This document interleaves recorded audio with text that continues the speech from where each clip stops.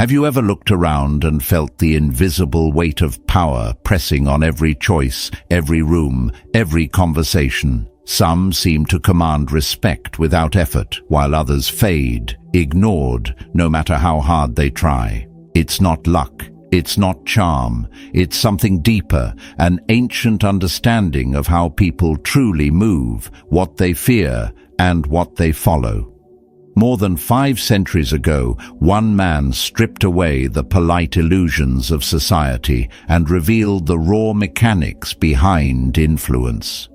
His words were so sharp that his book was banned, yet so enduring that kings, generals, and modern leaders still keep it within reach. Not because it flatters human nature, but because it exposes it. Whether you seek to rise or simply to avoid being crushed, you cannot remain blind to these truths. To ignore them is to walk unarmed into a battlefield. As the old saying warns, it is better to be a warrior in a garden than a gardener at war. Stay with me, because what follows are 8 principles that can change the way you see power forever. As we step into the first chapter, picture this. A river that has carved its path for centuries suddenly meets a rockslide. The water does not argue. It does not beg the mountain to move. It bends, it shifts, it finds another way. This is the quiet strength of adaptability, the art of changing shape without losing essence. Now imagine a man who clings to one plan as if it was sacred law. The world shifts, seasons turn, storms rise, and because he refuses to bend, the first great gust will break him. Seneca once warned that we must adapt ourselves to circumstances as we do to the sea when the wind changes direction. To ignore this truth is to invite ruin. Think of the Empire of Rome itself. It did not grow mighty by one strategy alone. It absorbed new customs, new gods, new lands, and made them its own. This was its power, but also its test. When it could no longer adapt, it began to decay from within. Every age has its Romes. Every life has its turning points. The Stoic sees them for what they are, not betrayals of our path, but invitations to sharpen our course. Look at the world you live in now. A company once mailed DVDs in red envelopes. That was its beginning. When storms of change came, it shifted into streaming, then producing its own stories, shaping culture itself.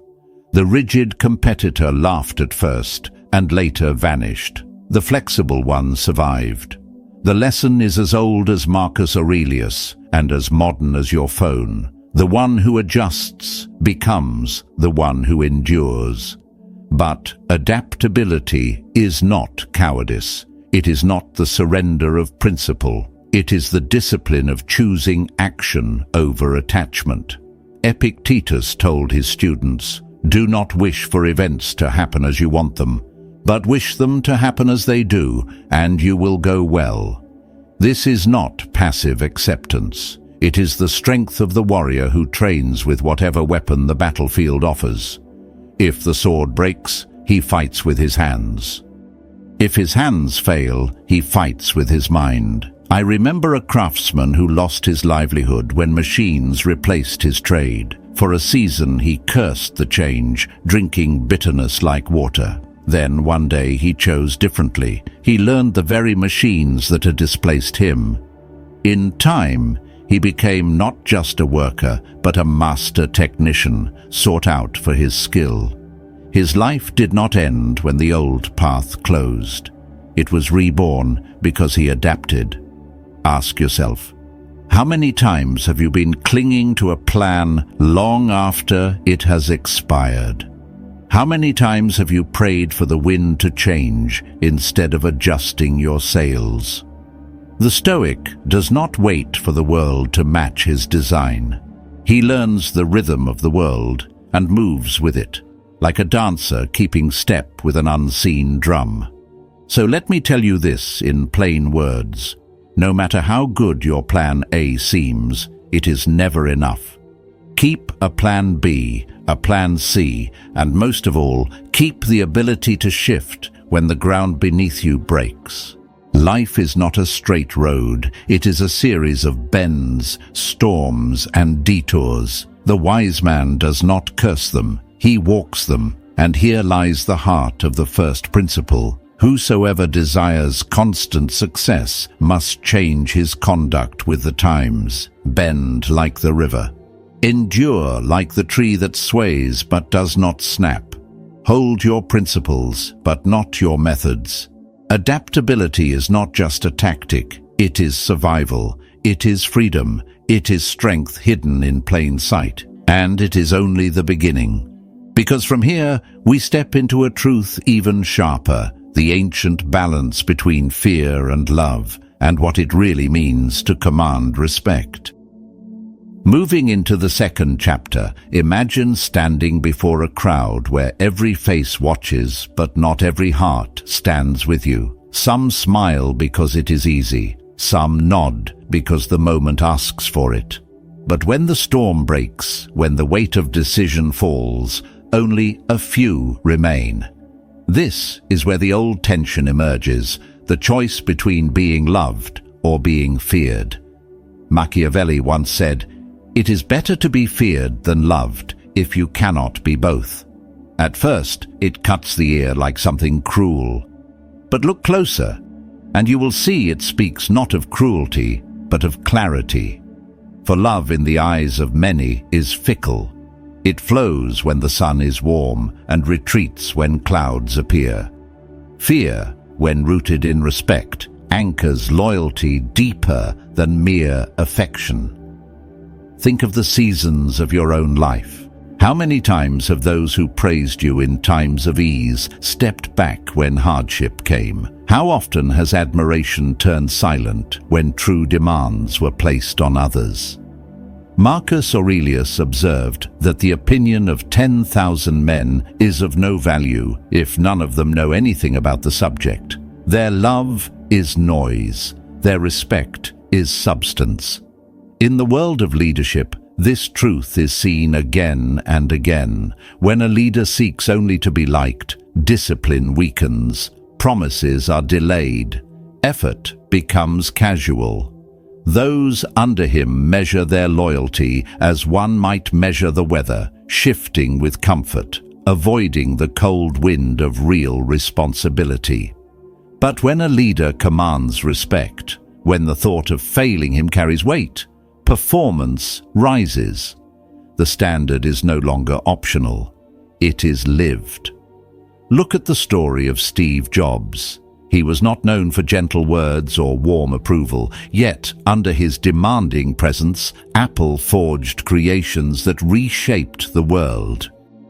His team feared not his rage, but his disappointment. That fear was not terror, it was the weight of high expectation. To miss the mark was to feel the sting of letting down a vision larger than oneself. And that pressure, though sharp, carved excellence. Fear here is not the trembling before a tyrant. It is the respect that keeps men from drifting into mediocrity. Epictetus taught, "If you want to improve, be content to be thought foolish and stupid with regard to external things." To demand respect often means sacrificing popularity. To uphold principle often means losing favor. But the fruit of that sacrifice is a strength that outlives the shallow applause of the crowd. Imagine a commander leading his soldiers through rough terrain. If they merely love him, they may cheer in the camp, but falter on the march. If they respect him, if they know that discipline is enforced and standards are not broken, they will press forward even when fatigue cuts into their bones. Love may fill the air with words. Fear, born of respect, fills the ground with action. The Stoic way teaches us to prefer the weight of truth to the sweetness of illusion. To be both loved and respected is ideal. But if the world forces a choice, choose the one that endures. Love may desert you when you need it most. Respect stays because it is tied not to mood but to order, not to favor but to standard. So let this truth settle deeply. Seek not the shallow comfort of affection, when what is required is strength. Better to be respected and sometimes misunderstood than to be adored and quietly ignored. And from here we step into another paradox even sharper. The need to be both the fox and the lion, to blend cunning with courage if you wish to endure in the game of power. Advancing to the third chapter, picture a hunter moving through a forest at dawn. The ground is damp, the air thick with silence, and every step could spring a hidden snare. To survive, he must see what others miss, the faint shift of leaves, the unnatural stillness of birds, the quiet signal of danger. But sight alone will not save him. When the wolf leaps from the shadows, no amount of cunning will matter unless he also carries the strength to strike. This is the union of fox and lion. One without the other is incomplete. The fox alone becomes clever but fragile, forever weaving tricks but unable to stand when brute force confronts him. The lion alone becomes strong but blind, charging into traps that could have been avoided with sharper vision. Machiavelli's wisdom is harsh but enduring. Success demands both, and Stoicism agrees. Marcus Aurelius once wrote, "You must build your life action by action and be satisfied if each one achieves its goal. But to act rightly, one must first see clearly, and to see without acting is cowardice dressed as wisdom." Now think of the modern battlefield, business, politics, technology, even the private struggles of a single life. How many men lose because they cling to one nature only? The cunning man who spots opportunity yet never moves, waiting until the moment has passed. The brute who acts in strength but without foresight, burning his energy on empty battles. Both fall. The Stoic path demands balance, the eye to detect and the hand to strike. Consider a vivid example. Elon Musk's acquisition of Twitter, mocked at first as reckless, shows both sides of this principle. At the beginning, he moved with the craft of a fox, testing, positioning, anticipating reactions others did not see. Critics laughed. They called it foolish, even suicidal. But then, once control was his, he shifted to the lion. Swift changes, bold moves, decisive cuts. Whether one agrees with his choices or not, the truth is clear. He saw the trap where others saw only comfort, and he had the force to break it once the moment arrived. The Stoics teach us not to seek safety in one identity. To cling to cleverness alone is to hide from confrontation. To cling to strength alone is to stumble into avoidable ruin. Seneca warned, "The man who does not plan long ahead will find trouble at his door." Yet he also said, "Sometimes even to live is an act of courage." What does this mean for us? See the trap, yes, but when the time comes, roar. Think of your own life. Perhaps you have been too much the fox, seeing danger, sensing betrayal, mapping every possible outcome, but never stepping forward when it mattered. Or perhaps you have been too much the lion, bold in speech, quick to act, but too blind to see the subtle hands pulling strings against you. Both extremes end in weakness. To outlast, you must carry both masks in one face. The fox gives you vision. The lion gives you presence. Together they form a leader who cannot be cornered. The fox knows when to wait. The lion knows when waiting is death. And when both meet in one soul, others pause. They measure their steps more carefully around you. So let this truth sharpen you. One must be a fox to recognize traps, and a lion to frighten wolves. Without cunning, you walk into chains. Without strength, you cannot break them. With both, you walk free. And as we leave this lesson, remember, the world will not only test how you see and how you strike, it will also test what image you cast before others. For in the realm of power, perception is often stronger than fact.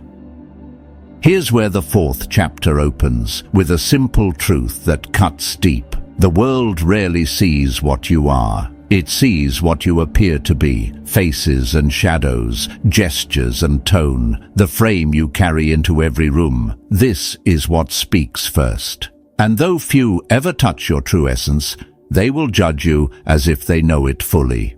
That is the weight of perception. Now imagine 2 men walking down the same street at night. One walks upright, eyes steady, steps deliberate. The other walks, hunched, distracted, lost in the glow of a small screen. Which one does the predator choose? The answer is obvious. Danger moves toward weakness. Even without a word spoken, even without an action taken, the body declares the soul's posture. The Stoics knew this well. Marcus Aurelius wrote, "The soul becomes dyed with the color of its thoughts. If you dwell in weakness, weakness will paint your form for all to see. If you dwell in strength, it radiates before you speak." This is not about pretending. It is not about crafting a mask to deceive. It is about alignment, the inner state brought outward with clarity. Epictetus reminded his students, "Don't explain your philosophy. Embody it." That means you do not need to declare your discipline, your dignity, your courage. They are visible in how you carry yourself, in how you stand, in how you speak few words but anchor them with presence. Look at leaders who command rooms without raising their voice. Often it is not what they say, but how they arrive.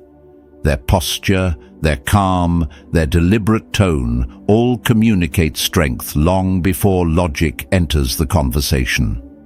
I recall a man who rose in a boardroom filled with noise and politics. He did not argue.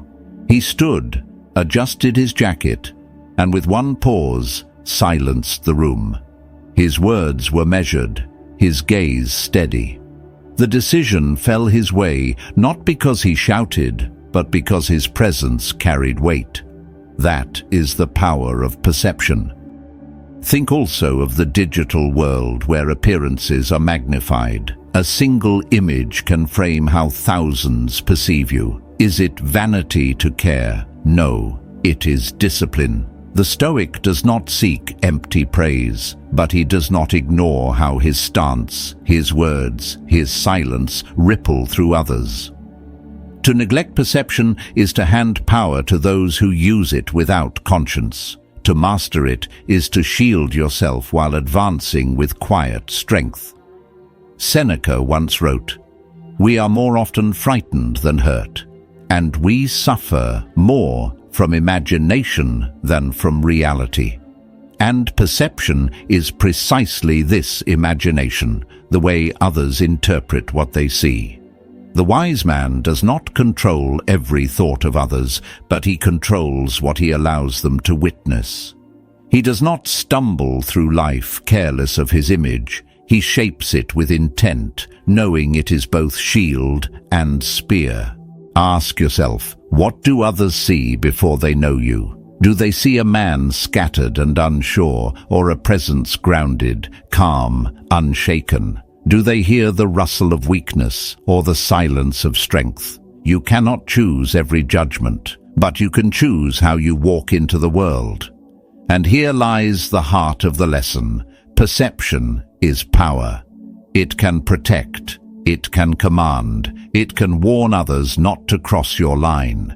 It is not about being false, it is about being deliberate. The world will see you whether you prepare or not. Better to step forward with intention. Carry yourself as if your soul has weight, because it does. And as we move onward, consider this. Power is not only about image or force. Sometimes it is won not by collision at all, but by strategy. By knowing when deception spares you, battles brute strength cannot. That is where we turn next.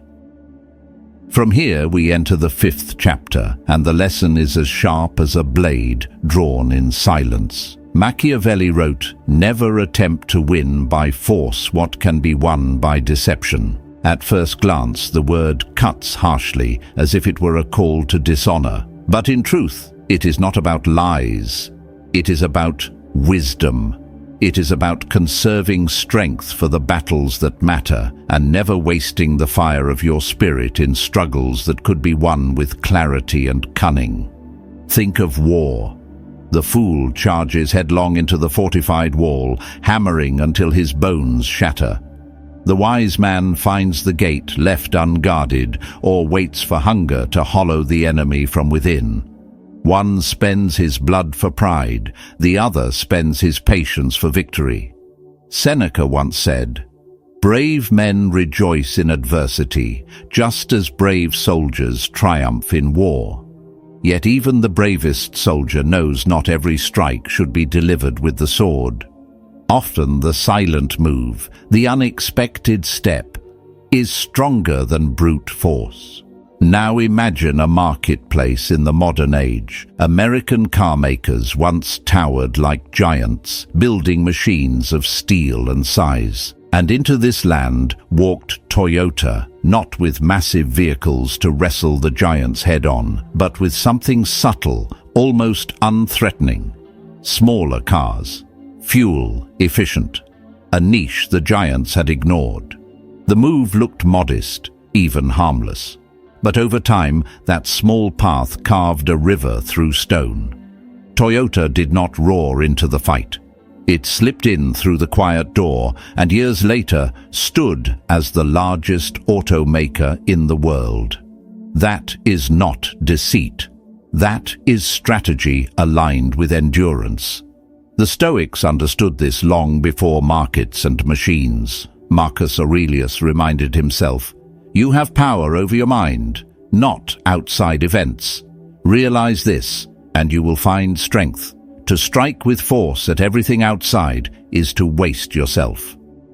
To act with foresight, to choose when to engage and when to step aside, that is to use your mind as shield and sword at once." I recall a man in a heated argument at work. His rival raised his voice, slammed his fists, tried to dominate with volume and force. The man didn't meet noise with noise. He let the storm pass, then unfolded a single sheet of numbers he had prepared. Quiet, simple, undeniable. The room fell silent. He won not with anger, but with preparation. His strength was not in how loud he roared, but in how firmly the truth stood behind him. So ask yourself, how many of your battles have you fought out of pride rather than purpose? How many times have you swung with force where patience would have delivered more? Not every fight deserves your strength. Not every obstacle deserves your blood. The Stoic path is not to avoid conflict, but to choose the form of conflict that leaves you stronger when it ends. And here is the heart of this principle. Never fight when strategy can win. Never exhaust yourself where positioning can deliver the same outcome. Force is the tool of the desperate. Strategy is the weapon of the wise. Walk with this truth. Hold your strength in reserve, and let wisdom carry you forward. Because the next lesson is sharper still, the power of timing, and why striking too late is no different than never striking at all. At this stage we arrive at the 6th chapter, where the silence before action is as dangerous as the action itself. Picture a soldier who sees the enemy exposed but hesitates, waiting for the perfect moment that never returns. By the time his courage arrives, the opening is gone. The enemy has moved, the advantage wasted. Timing is the difference between a strike that ends the war and a strike that lands in empty air. Machiavelli said it with ruthless simplicity. The wise man does at once what the fool does finally. The words sting because they reveal a weakness we all know: hesitation. Many people see the truth. Many even reach the same conclusion, but the world crowns those who act while others are still thinking. Now imagine the sun setting on a battlefield. Some wait too long, sharpening their blades until the light is gone. By the time they charge, night has hidden their enemy and the moment is lost. Others step at once, not recklessly, but decisively. They move with the water instead of against it. Seneca once wrote, "While we waste our time hesitating and postponing, life is slipping away." He was not telling us to rush. He was telling us to see when the window opens and not to let it close. Look at history. In every era, ideas are born into many minds, yet only a few act first. The rest watch from behind, praising or criticizing, but always too late. The first one through the door sets the terms. The rest must adapt. In war, this is obvious. In commerce, it is just as true. When Toyota seized a niche others ignored, they moved not because the idea was secret, but because they acted before the giants awakened. Timing is not about genius, it is about readiness. I recall a man who dreamed of starting his own craft. For years he spoke of it, refined the plan, waited for the stars to align. Another man, with half the resources and less certainty, began with what he had. Years later, one was still speaking. The other had built an empire. Both saw the same road. One walked it. The Stoics remind us that control rests not in the endless calculation of events, but in the choice to act with courage when the opening appears. Epictetus said, "First say to yourself what you would be, and then do what you have to do." To know without doing is to live half a life. The wise man does not confuse delay with safety. He knows that opportunity ages quickly, and hesitation is often more fatal than error. Ask yourself, how many doors have you seen open only to watch them close again because you lingered? How many words unsaid, moves unmade, have cost you more than a mistake would have? The fool believes time is endless. The wise know it slips through the hands like sand, and therefore seize it without apology. Do not mistake this for recklessness. Stoic timing is not impulse. It is trained awareness. It is the eye that sees the moment and the hand that does not tremble when it comes. Courage is nothing if it arrives too late. Precision is nothing if it never leaves the mind. So carry this with you. Being right is never enough. The world is full of those who saw clearly but acted too late. The crown does not go to the one who knows, but to the one who knows and moves. And as we step from this lesson, keep watch, for the next truth waits not in speed alone, but in the company you choose to keep, and how the circle around you shapes the path ahead. Entering the 7th chapter, imagine a fire burning in the center of a camp. The flames rise not only because of the wood itself, but because of the hands that tend it. One man adds dry branches, another throws in wet leaves, a third smothers it with sand. By sunrise, you know the nature of the fire, not just by its own strength, but by the company it keeps. So it is with a ruler. So it is with you. Machiavelli warned that the first way to measure the wisdom of a leader is by looking at the people who stand beside him. The Stoics would agree. Marcus Aurelius did not rule alone. He listened carefully, but he chose carefully too. He knew that if he filled his circle with flatterers, he would be blinded. If he allowed the corrupt to whisper, their poison would spread. He kept men of discipline and reason near him, for he understood that character is reflected and reinforced by the company we keep. Now look at your own life. Who sharpens you? Who dulls you? Epictetus once said, "The key is to keep company only with people who uplift you, whose presence calls forth your best. If you walk among the idle, you will be pulled into idleness. If you walk among the bitter, bitterness will stain your thoughts. But if you walk with those who live by principle, their strength becomes your shield." There was a young craftsman I once knew.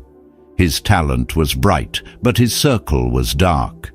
He spent nights with men who mocked ambition, who numbed their hours with drink, who laughed at discipline. Over time, his skill dulled, his fire shrank. Later, when he broke free and surrounded himself with those who rose early, who worked hard, who held one another accountable, his craft returned with force. His circle had changed, and so had his destiny. We fool ourselves when we think we are immune. No man walks untouched by those at his side. Even the strongest oak bends with the wind that constantly presses against it. Seneca said, "Associate with people who are likely to improve you. To do otherwise is to accept slow corrosion. It is to allow the whispers of weakness to undo years of discipline." Ask yourself hard questions. Do the voices around you remind you of your duty, or do they soothe you into comfort? Do they speak of honor or of shortcuts? Do they rise when you rise, or do they pull you back each time you advance? You can measure your own path by looking at the ground your companions walk on. If it is firm, you are safe. If it is soft with mud, you will sink together. This is not only about friends, it is about advisors, colleagues, even family. You cannot always choose who appears in your life, but you can choose how close you let them stand. Guard your inner circle like a fortress. Let few pass its gates. Better a small circle of steady men than a crowd of flatterers who cheer while leading you toward ruin.